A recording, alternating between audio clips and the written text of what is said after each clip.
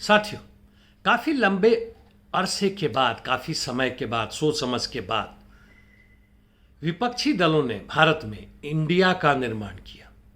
सुना होगा आपने, यानी Indian national developmental inclusive alliance. जो भी मायने हो छोड़ दीजिए, भूल जाइए, महत्वपूर्ण नहीं है।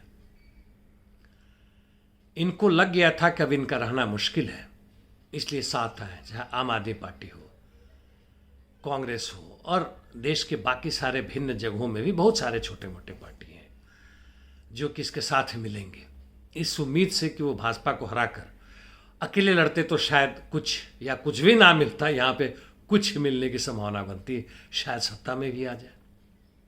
हमें क्या मिलेगा?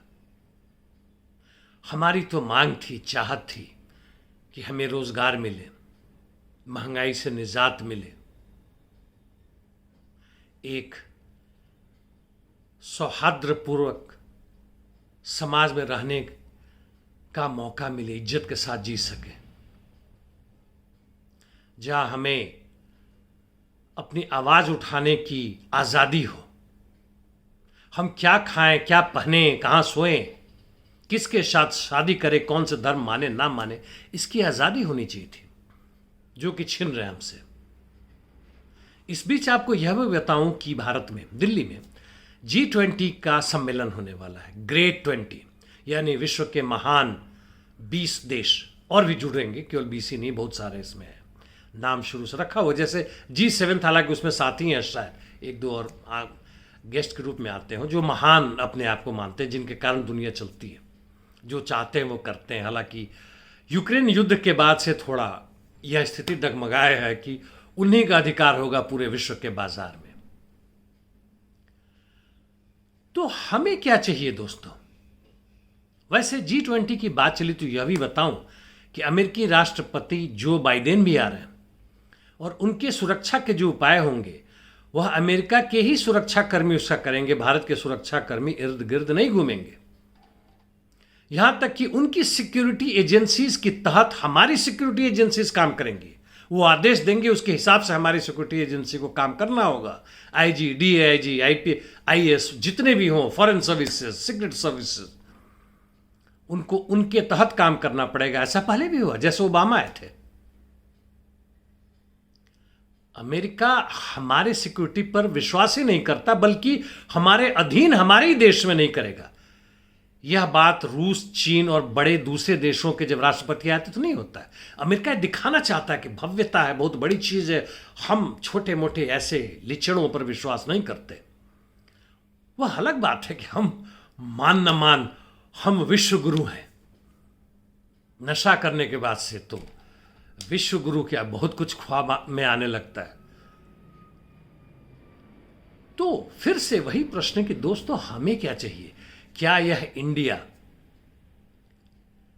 सत्ता में आकर जितने हमारे संपत्ति को, धन को लूटा है, जितने हमारी जिंदगी बर्बाद कर दी है, हमारे सार्वजनिक संपत्ति को लूट लिया है निजीकरण करके, जैसे भी हो, और 1-2 लाख करोड़ नहीं, लाखों लाख करोड़ जो इन बड़े पूंजीपतियों के जो ऋण थे, कर थे, माफ किए गए, क्या वो वापस लिए जाएंगे?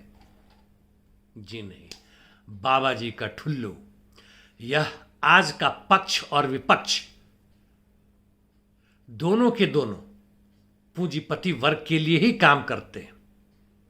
और जहां तक आम मजदूर, किसान, अल्पसंख्यक, आदिवासी, औरतें, बच्चे हैं, ये इनके दुश्मन हैं। ये हमारे दुश्मन है दोस्तों।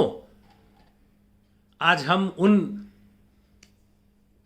भारत के संविधान के खास खास सेक्शन की वर्णन करते हैं, जैसे सेडिशन लॉ, देशद्रोह का लॉ, कानून।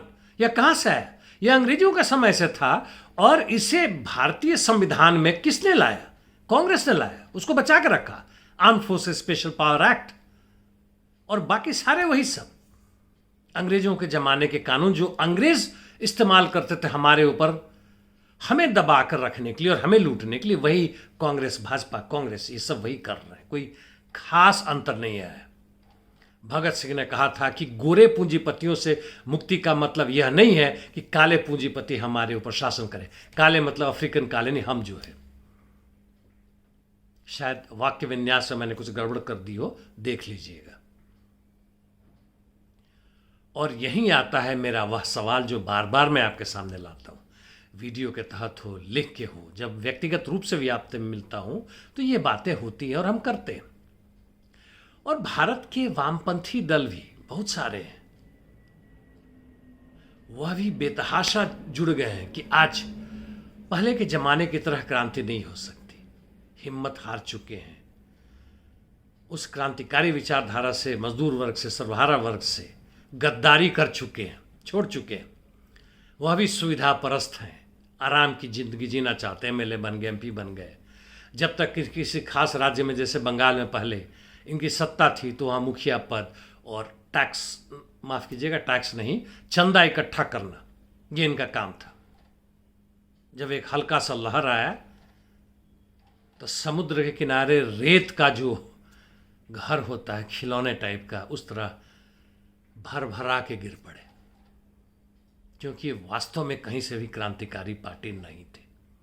इन्होंने गद्दारी की थी, आज भी कर रहे हैं। और इन्होंने इस तरह की अफवाह फैलाई है इन्हीं पूंजीपति वर्ग के चाटुकारों, चमचों, सिद्धांतकारों के साथ मिलके, कि हमें लगता है कि अब जो चल रहा है वही होगा, इसमें कोई सुधार नहीं होगा। मुझे ऐसा नहीं लगता। देखते हैं। हाँ, मेरे से चलते चलते कई लोगों ने प्रश्न पूछता है, वैसे अपने गाना सुना होगा, मैं नहीं तो कौन बे, यानी भाजपा नहीं तो कौन, उसका एक खास नेता नहीं तो फिर कौन, इंदिरा गांधी नहीं तो कौन। समय याद है आपको? ये आते हैं, मर जाते हैं, सड़ जाते हैं, हार भी जाते हैं, लेकिन कौन का सवाल नहीं आता। साथियों, मैं एक व्यक्ति को हटा के दूसरे व्यक्ति की लाने की बात नहीं कर रहा हूं। एक पार्टी को हटाकर दूसरे पार्टी को लाने की बात नहीं कर रहा हूं। एक फ्रंट को, जैसे इंडिया को लाकर हम एनडीए को दूसरे फ्रंट को हटाकर लाने की बात नहीं कर रहे हैं। हम पूंजीपति वर्ग को हटाकर मजदूर वर्ग, मेहनतकश आवाम की सत्ता लाने की बात कर रहे हैं। धन्यवाद।